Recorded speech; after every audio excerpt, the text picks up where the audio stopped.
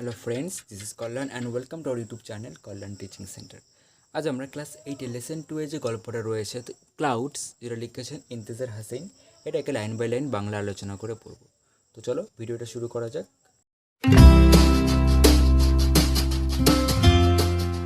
শুরুতে আমরা ইন্তেজার হাসিন সম্পর্কে একটু জেনে নিই। ইন্তেজার হাসিন বর্ন ইন 1923। ইন্তেজার হাসিন জন্মগ্রহণ করেছিলেন কত সালে? 1923, মানে 1923 সালে। Is a famous writer from Pakistan. তিনি পাকিস্তানের একজন বিখ্যাত লেখক। Who writes short stories and novels in Urdu. তিনি উর্দু ভাষায় শর্ট স্টোরি অর্থাৎ ছোট গল্প এবং নভেলস অর্থাৎ উপন্যাস, তিনি উর্দু ভাষায় ছোট গল্প এবং বিভিন্ন উপন্যাস লিখেছিলেন। And also columns for news paper in English, এবং তিনি ইংরেজি নিউজ পেপারেও লেখালেখির কাজ করেছিলেন। He has received many award in Pakistan, India and the middle east. তিনি পাকিস্তান, ইন্ডিয়া এবং ইন্ডিয়া অর্থাৎ ভারত এবং মিডল ইস্ট অর্থাৎ হচ্ছে মধ্য পূর্বের দেশ থেকে প্রচুর পুরস্কার পেয়েছিলেন। হি হ্যাজ রিসিভড, তিনি পেয়েছেন মেনি অ্যাওয়ার্ড, অনেক পুরস্কার, ইন পাকিস্তান মানে পাকিস্তানে, ইন্ডিয়া অর্থাৎ ভারতে, অ্যান্ড দ্য মিডল ইস্ট এবং মধ্য পূর্বের দেশগুলোর থেকে তিনি অনেক পুরস্কার পেয়েছিলেন। The seventh door and leaves are among his books translated into English. তার বই থেকে নেওয়া এই যে দুটি তার বিখ্যাত লেখা দ্য সেভেন্থ ডোর এবং কি লিভস, এই দুটি লেখা এই দুটি লেখা তারই বই থেকে নেওয়া হয়েছে এবং সেটাকে ইংরেজিতে ট্রান্সলেট করা হয়েছে। His Urdu short story Badal has been translated as cloud by Rakhshanda Jalil. তাহলে তার যে উর্দু লেখা, উর্দু ছোট গল্প, শর্ট স্টোরি অর্থাৎ ছোট গল্প, তার যে উর্দু ছোট গল্পটা যেটার নাম কি বাদল, এই বাদল ছোট গল্পটাই ইংরেজিতে ট্রান্সলেট করা হয়েছিল কি নামে? ক্লাউড নামে, এবং সেটা ট্রান্সলেট করেছিলেন কে? রাখশন্দ জলিল। ঠিক আছে। The present text is it's edited version. এই যে বর্তমান যে গল্পটা আমরা এখন পড়ছি ক্লাউডস, সেটা হচ্ছে এই বাদল ছোট গল্পেরই একটা এডিটেড ভার্সন, মানে একটা সংকলিত অংশ। তো চলো এখন আসল গল্পে আসা যাক। He wandered far in search of the clouds. ঠিক আছে। হি ওয়ান্ডার্ড মানে হচ্ছে উদ্দেশ্যহীনভাবে ঘোরাঘুরি করা, ঘুরে বেড়ানো। হি ওয়ান্ডার্ড, ফার মানে বহুদূর পর্যন্ত, in search of the cloud, in search মানে হচ্ছে কোনো কিছুর খোঁজে। তো কিসের খোঁজে? In search of the clouds মানে হচ্ছে মেঘ। সে মেঘের খোঁজে বহুদূর পর্যন্ত ঘোরাঘুরি করছিল। ডাউন উইন্ডিং পাথস মানে হচ্ছে আঁকাবাঁকা পথ, আঁকাবাঁকা রাস্তা, পথ মানে হচ্ছে রাস্তা বা পথ, বোঝা গেল। অ্যান্ড অ্যালি মানে হচ্ছে সরু গলি, সরু পথ। Till he reach the old mud hut. Till মানে পর্যন্ত, তাহলে যতক্ষণ না পর্যন্ত কি হি রিচড, সে পৌঁছালো দ্য ওল্ড মাড হাট, একটা পুরনো মাড হাট। মাড মানে হচ্ছে মাটি বা কাদা, আর হাট মানে হচ্ছে কুঠি। তাহলে যতক্ষণ না পর্যন্ত সে একটা পুরানো মাটির কুঁড়ে ঘরের কাছে এসে পৌঁছালো, ততক্ষণ পর্যন্ত সে আঁকাবাঁকা রাস্তা এবং সরু গলি দিয়ে মেঘের খোঁজে বহুদূর পর্যন্ত ঘোরাঘুরি করছিল। দেয়ার মানে সেখানে বলতে সেই কুঁড়ে ঘরের কাছে। There he turned on to the dirt track মানে হচ্ছে পথ বা রাস্তা, রোড, আর ডার্ট মানে হচ্ছে নোংরা বা কাঁচা বলতে পারো। তাহলে there he turned on to the dirt track, তো সেখান থেকে সে একটা কাঁচা রাস্তার দিকে টার্ন নিল বা একটা কাঁচা রাস্তায় উঠল। হি সে দেখলো a grass cutter coming from the other direction. He a grass cutter মানে হচ্ছে, গ্রাস কাটার তাকে বলা হয় যে ঘাস কাটে। গ্রাস মানে ঘাস, আর কাটার মানে কি, যে যা কাটে। তাহলে হি এ গ্রাস কাটার, সে একজন গ্রাস কাটার অর্থাৎ একজন ঘাসুরেকে দেখতে পেল। Coming from the other direction, যিনি আদার ডিরেকশন মানে অন্য দিক থেকে, ডিরেকশন মানে দিক, যিনি অন্য দিক থেকে আসছিলেন।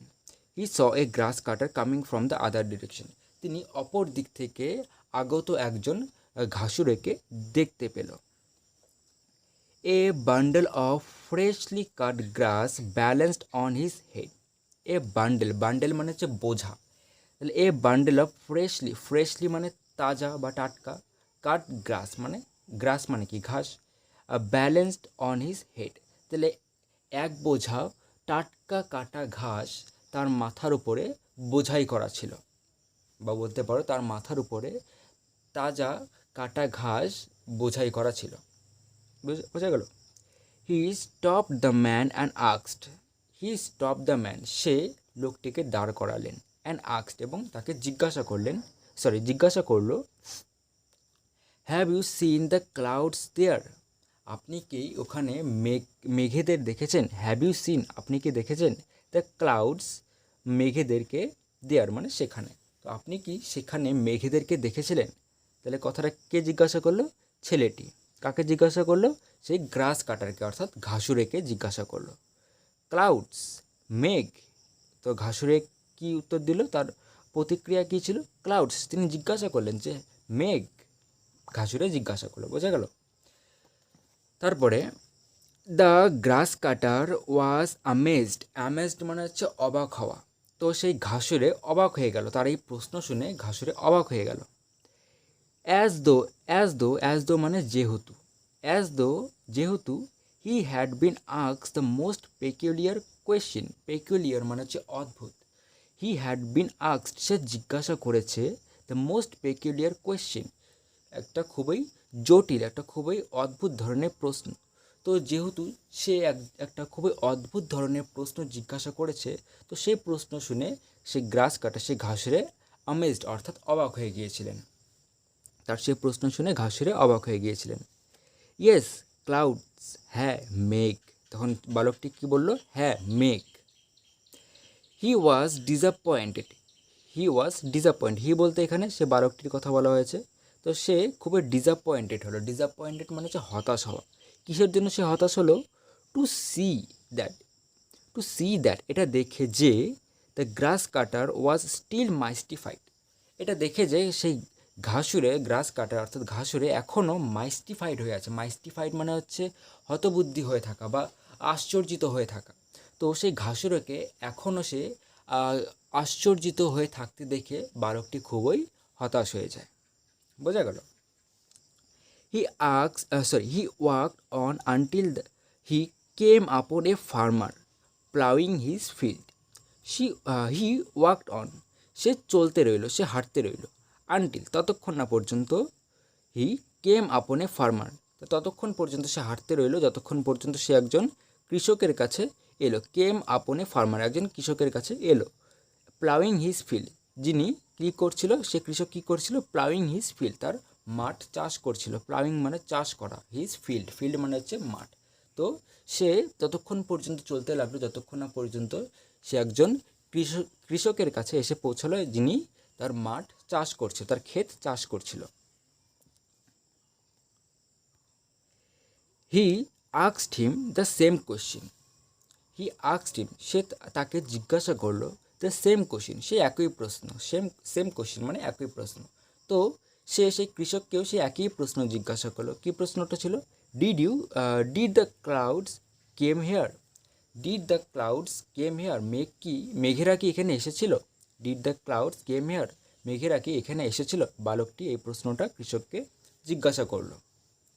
The farmer too could not make sense of the question, the farmer too এর মানে হচ্ছে কৃষকটিও could not make sense of the question, মানে এই প্রশ্নের, এই কোয়েশ্চেনের কোনো সেন্স অর্থাৎ কোনো বোধ, কোনো অর্থ খুঁজে পাচ্ছিল না। তো এই প্রশ্নের যেরকম ওই গ্রাস কাটারও কোনো মানে বুঝে উঠতে পারছিল না, সেরকমই এই কৃষকটিও তার এই প্রশ্নের কোনো মানে বুঝে উঠতে পারল না। ক্লাউডস, হি আস্কড, তিনি জিজ্ঞাসা করলেন, মেঘ। ইয়েস ক্লাউডস, বালকটি তখন কি বলল? যে ইয়েস ক্লাউডস মানে হ্যাঁ মেঘ। He was asking after the clouds like a man who has lost a child and asks wayfarers if they have seen a child wandering. He was asking, সে জিজ্ঞাসা করছিল, আফটার মানে সম্পর্কে, তো কী সম্পর্কে সে জিজ্ঞাসা করছিল? দ্য ক্লাউডস, সে মেঘেদের সম্পর্কে সে জিজ্ঞাসা করছিল। লাইক মানে মতো, লাইক এ ম্যান, একজন মানুষের মতো, হু, যিনি, হ্যাজ লস্ট এ চাইল্ড, যিনি একজন যিনি তার কি সন্তানকে হারিয়েছেন।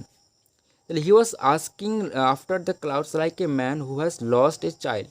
সে মেঘেদের সম্পর্কে এমনভাবে জিজ্ঞাসা করছিল যেভাবে একজন ব্যক্তি তার সন্তান হারিয়ে গেলে জিজ্ঞাসা করে। And asks wayfarers if they have seen a child wandering.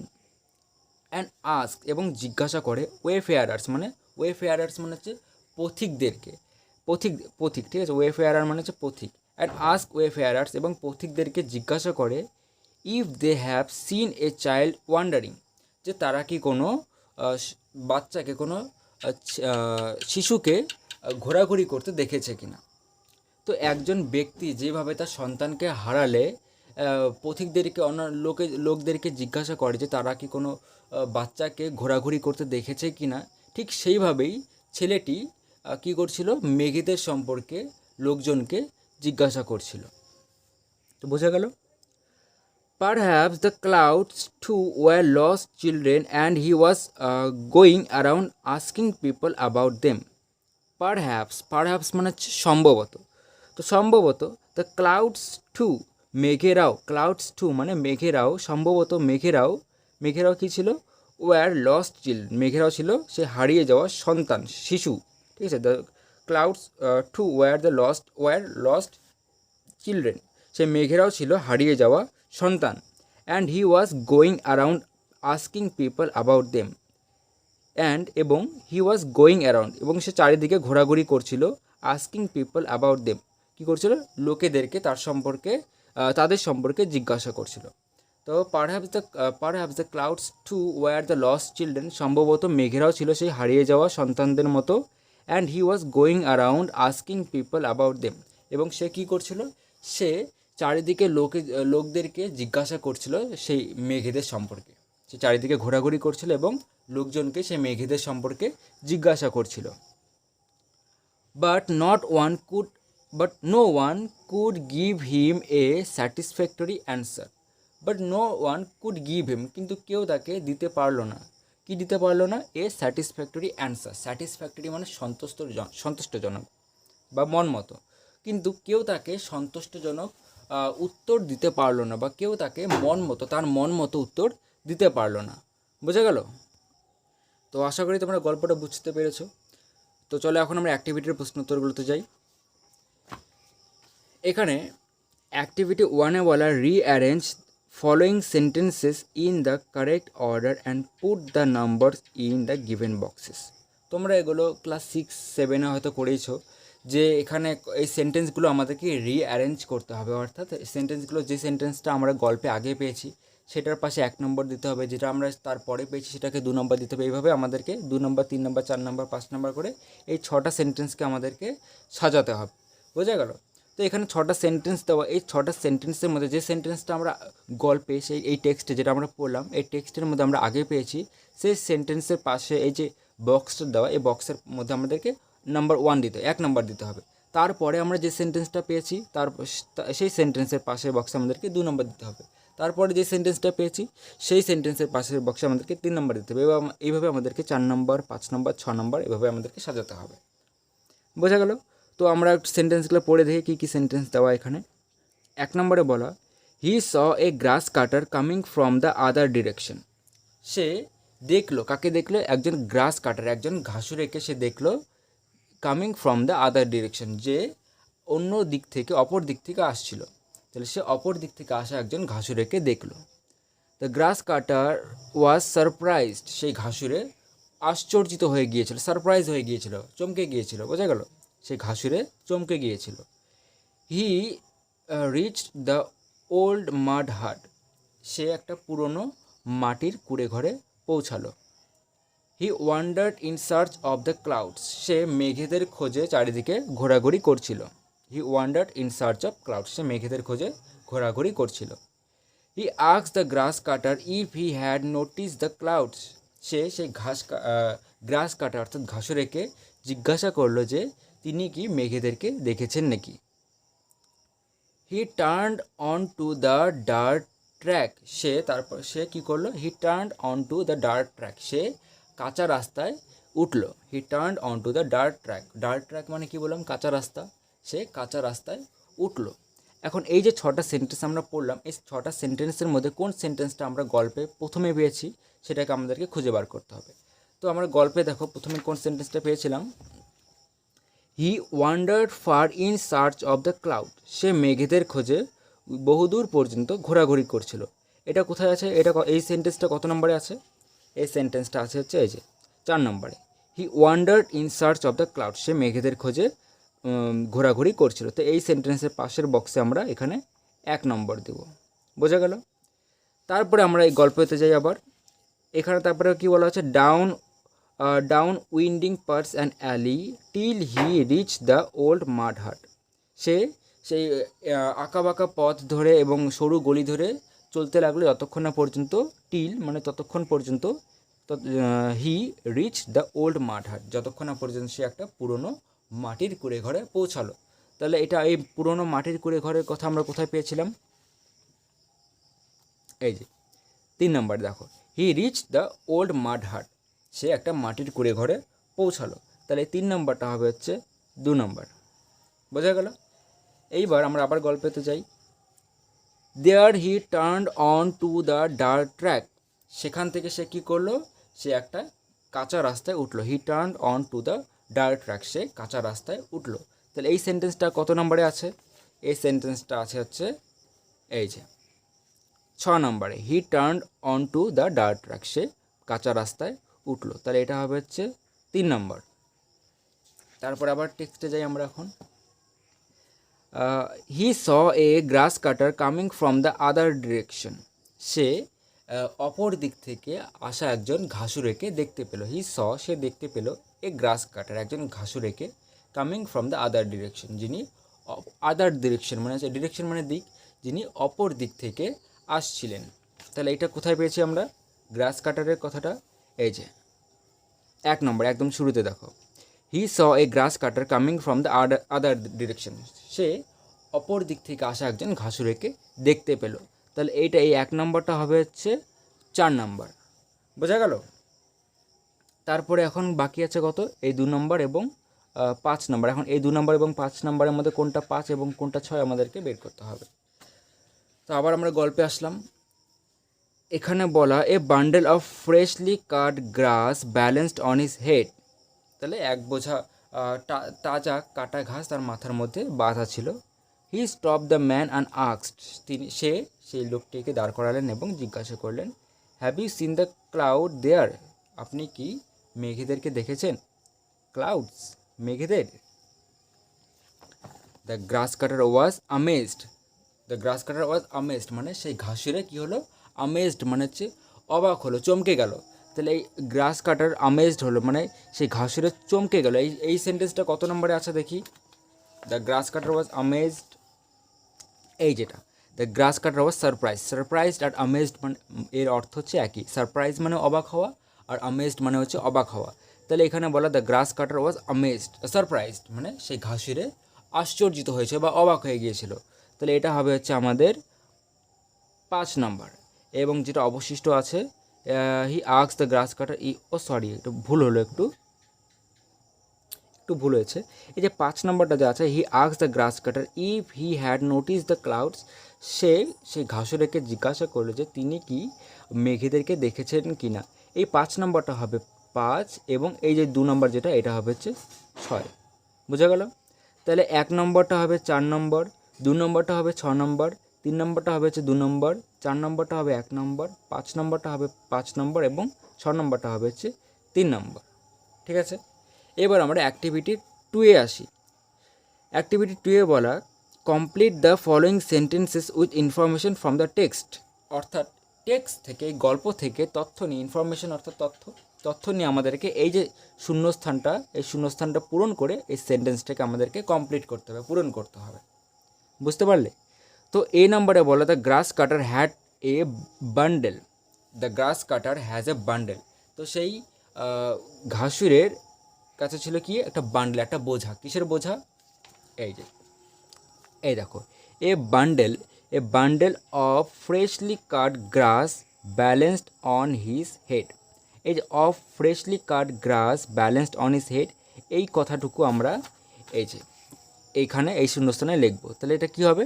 The grass cutter had a bundle of freshly cut grass balanced on his head. তাহলে সেই ঘাসুরের মাথায় কি বাঁধা ছিল? এক বোঝা টাটকা কাটা ঘাস। তাহলে সেই ঘাসুরের মাথায় এক বোঝা টাটকা টাটকা কাটা ঘাস বাঁধা ছিল। বি নম্বরে বলা, he was disappointed to C.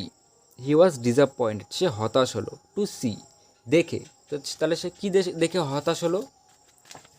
এই যে he was disappointed to see that the grass cutter was still mystified. যে সেই ঘাসুরে যে এখনও মাইস্টিফাইড অর্থাৎ হতভম্ব হয়ে আছে তা দেখে সে অবাক হলো। তাহলে দ্যাট থেকে এই যে that the grass cutter was still mystified, এই কথাটুকু আমরা এই বি নাম্বারের শূন্যস্থানে এখানে লিখব। বুঝতে পারলে?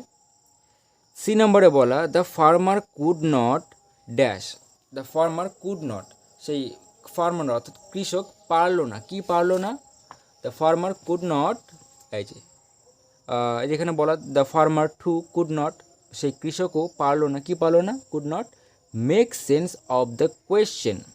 Make sense of the question মানে সেই প্রশ্নের কোনো মানে তিনি খুঁজে পেলেন না। সে কৃষক সে প্রশ্নের কোনো মানে খুঁজে পেলেন না, কোনো অর্থ খুঁজে পেলেন না। তাহলে মেক সেন্স, এই যে এখানে কথাটা বলা যে make sense of the question, এই কথাটুকু আমরা সি নাম্বারের শূন্যস্থানে লিখবো। এখানে আমরা লিখে দেবো, ঠিক আছে? তারপরে ডি নম্বরে বলা, he was asking for the clouds like. He was asking for the clouds, তো সে মেঘেদের সম্পর্কে জিজ্ঞাসা করছিল। He was asking for the clouds, সে মেঘেদের সম্পর্কে জিজ্ঞাসা করছিল। লাইক মানে মতো। তাহলে কিসের মতো বা কার মতো সে মেঘেদের সম্পর্কে জিজ্ঞাসা করছিল? এই যে দেখো, এই যে এখানে দেখো, he was asking after the clouds like, এই যে লাইকের পর থেকে আমরা লিখব a man who has lost a child and asks wayfarers if they have seen a a child wandering. তাহলে আমরা শূন্যস্থানে কী লিখব?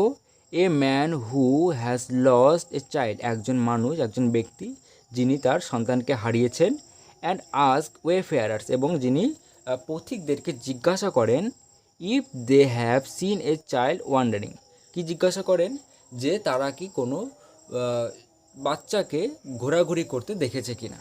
বোঝা গেল? এই এ থেকে ওয়ান্ডারিং পর্যন্ত এই টোটাল কথাটুকু, টোটাল সেন্টেন্সটুকু আমরা এই ডি নাম্বারের শূন্যস্থানে এখানে আমরা লিখব। বুঝতে পারলে? তারপরে অ্যাক্টিভিটি সিতে বলা, অ্যান্সার দ্য ফলোয়িং কোয়েশ্চেন, নিচের প্রশ্নটির উত্তর দাও। But no one could give him a satisfactory answer, কিন্তু কেউ তাকে সন্তুষ্টজনক উত্তর দিতে পারলো না।